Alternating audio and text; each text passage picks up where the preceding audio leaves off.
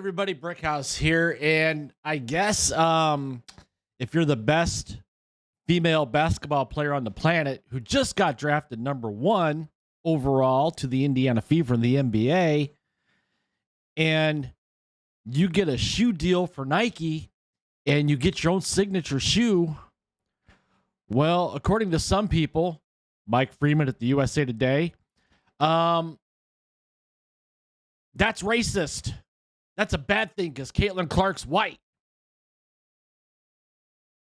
So here we have an article from Outkick.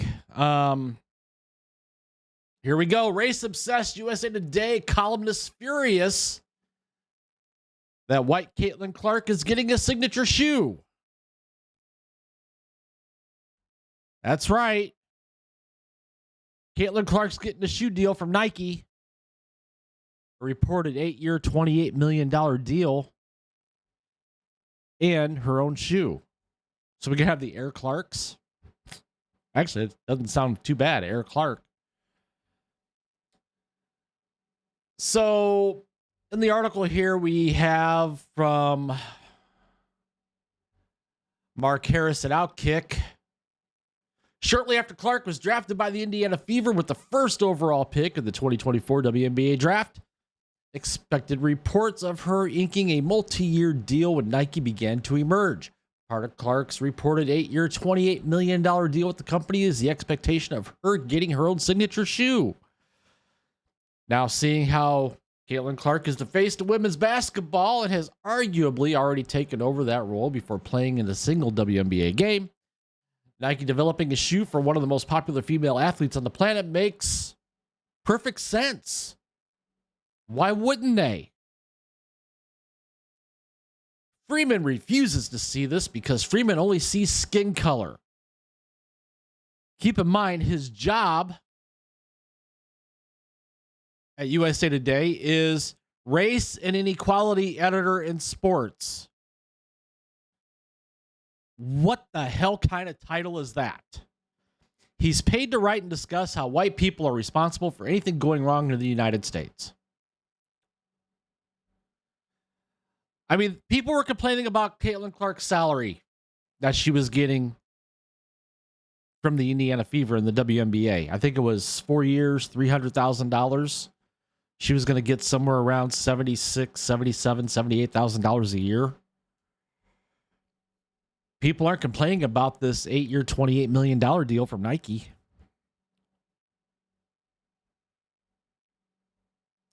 I think it's justified. Caitlin Clark earned what Nike is paying her. Caitlin Clark, being a heterosexual white woman, is nothing more than a target for Freeman, and he took direct aim in his latest nonsensical column that doesn't deserve any of your time. It's part of the reason why I don't read USA Today or almost any other Gannett publication, even what used to be my own local paper back home in Illinois. The column titled "No Black WNBA Players Have a Signature Shoe. Here's Why That's a Gigantic Problem" focuses on the fact that Las Vegas Aces star Aja Wilson does not have her own signature shoe. It's a totally fair talking point, given that Wilson is a 2-time WNBA champion, 2-time league MVP, 5-time All-Star, and Olympic gold medalist. Arguing that Wilson deserves a shoe with her name on it is more than fair, and every sign points to that becoming a reality sooner than later. But soon isn't good enough for Freeman. Nope. Not at all.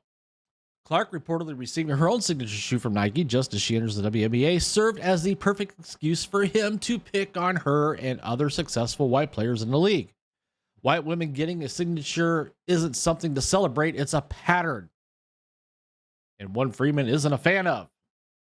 Wilson's lack of a signature shoe is getting a fresh look because Caitlin Clark is expected to get a signature shoe in the near future. If she does, Clark would join only 3 other WNBA players with signature shoes: Brianna Stewart, Elena Deladon, and Sabrina Ionescu. You may notice a pattern there. Oh my gosh, there is a pattern there. What's that pattern? Stewart, Deladon, and Anescu are all faces of their respective franchises and accomplished in every facet imaginable. But we can't talk about that. We have to focus on their skin color. And their skin color just happens to be, oh my gosh, they're all white women. After Freeman's snide note about a pattern of whiteness in the WNBA, he explains that back in the day, nearly every signature shoe in the WNBA belonged to a black woman. There have only been 12 players in the history of the WNBA with their own signature shoe. In the past, almost every signature shoe from 1995 to 2011 belonged to a black woman. Let's flip the script, shall we?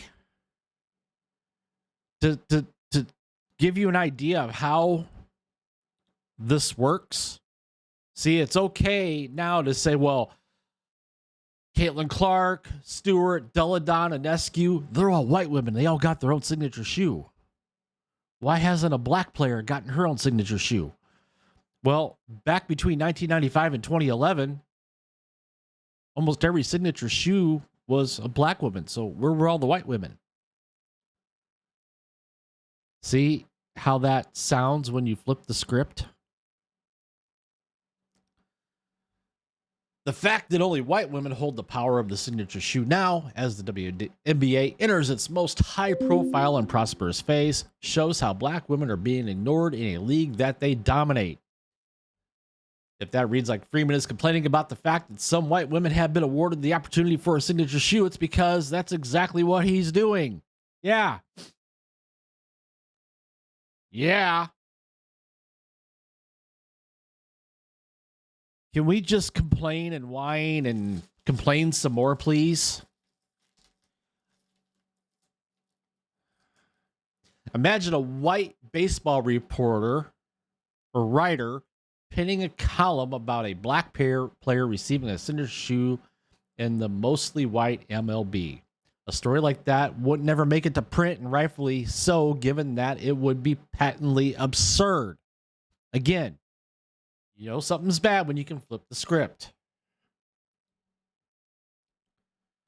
But in 2024, where somebody has the title of race and equality editor for their job, sounds like a DEI hire to me. A columnist complaining about white women getting signature shoes is promoted front and center in USA Today's sports section. Freeman left no stone unturned with his race-baiting messaging by calling anyone who disagrees with his line of thinking a fool.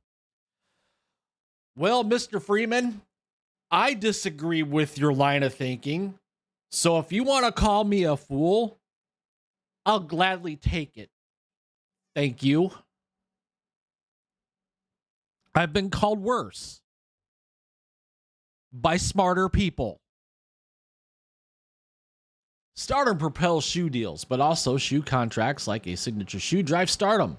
You believe the only reason 3 and likely soon 4 white women are getting the shoes because they just happen to be more marketable? Well, you're a fool. Okay.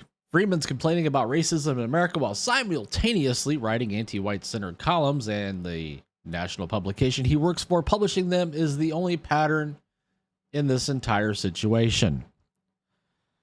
So, I don't know. Anybody out there got a problem with Caitlin Clark getting her own signature shoe? I certainly don't. Comment down below. While you're at it, please take the time to smash that like button. Subscribe to the channel if you haven't already. Hit that notification bell so you don't miss a video. And with that, I thank you for watching. Thank you for tuning in. And I will see you in the next one.